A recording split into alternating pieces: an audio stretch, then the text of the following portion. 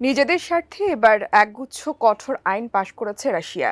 গত সপ্তাহে স্বাক্ষরিত এক ডিক্রির মাধ্যমে রাশিয়ার বেশ কিছু বিশেষ কারণের জন্য সর্বোচ্চ সাজা বৃদ্ধির অনুমোদন দিয়েছেন দেশটির প্রেসিডেন্ট ভ্লাদিমির পুতিন।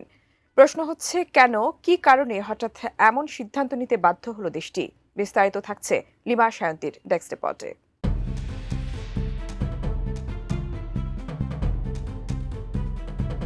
রাশিয়া ইউক্রেনীয় ড্রোন হামলা এবং গুপ্তচর কার্যক্রম থেকে দেশের গুরুত্বপূর্ণ স্থাপনাগুলোকে রক্ষা করতে একগুচ্ছ কঠোর নতুন আইন পাশ করেছে প্রেসিডেন্ট ভ্লাদিমির পুতিন। গত সপ্তাহে স্বাক্ষরিত একটি ডিক্রির মাধ্যমে এই আইনগুলির অনুমোদন দেন। প্রতিবেদন বলছে, দেশের জ্বালানি অবকাঠামোর সুরক্ষায় প্রায় ২০ লাখ রিজার্ভ সদস্যকে মোতায়েন করার বিধান রাখা হয়েছে। প্রয়োজনে ইন্টারনেট পরিষেবা বন্ধ করে দেওয়ার ক্ষমতা দেওয়া হয়েছে। এছাড়াও গুপ্তচর বৃত্তির জন্য সর্বোচ্চ শাস্তিও উল্লেখযোগ্যভাবে বৃদ্ধি করা হয়েছে। বিশ্লেষকদের মতে, ক্রেমলিনের এই নজিরবিহীন পদক্ষেপ ইউক্রেন যুদ্ধ দীর্ঘস্থায়ী হওয়ার ইঙ্গিত বহন করছে। এই আইনগুলির লক্ষ্য হল অভ্যন্তরীণ নিরাপত্তা জোরদার করা এবং বিদেশি প্রভাব বা গুপ্তচর বৃত্তি কার্যকরভাবে প্রতিরোধ করা।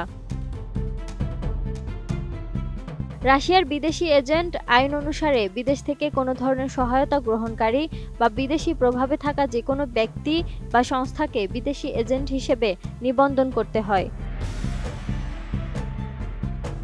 বিজলি কেবলসের স্কিন কোটেড ইনসুলেশন আগুন প্রতিরোধী। বিজলি কেবলস, নিরাপদ আজীবন।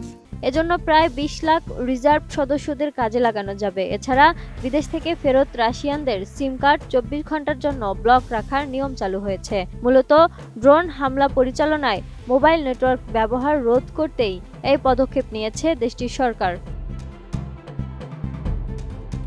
গুরুত্বপূর্ণ অবকাঠামোর সুরক্ষা জোরদারের পাশাপাশি গুপ্তচর বৃত্তি ও আত্মঘাতী হামলার জন্য সাজা কঠোর করেছে মস্কো। এ ধরনের অভিযোগ পাওয়া গেলে এখন থেকে ১৪ বছর বয়সী অপ্রাপ্তবয়স্কদেরও বিচারের আওতায় আনা যাবে।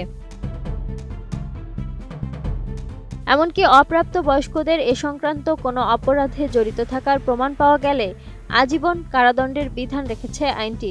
ইউক্রেন যুদ্ধে রাশিয়ার এই পূর্ণাঙ্গ আগ্রাসন এখন দ্বিতীয় বিশ্বযুদ্ধের সময় তাদের যুদ্ধের সময়কালকেও ছাড়িয়ে যাবে। ক্রেমলিন যদিও যুদ্ধবিরতির জন্য আলোচনায় আগ্রহের কথা বলছে, কিন্তু বিশ্লেষকরা মনে করছেন বাস্তবে যুদ্ধ থামানোর কোনো ইচ্ছে পুতিন সরকারের নেই। Lima Sayanti, desk report, 18 news.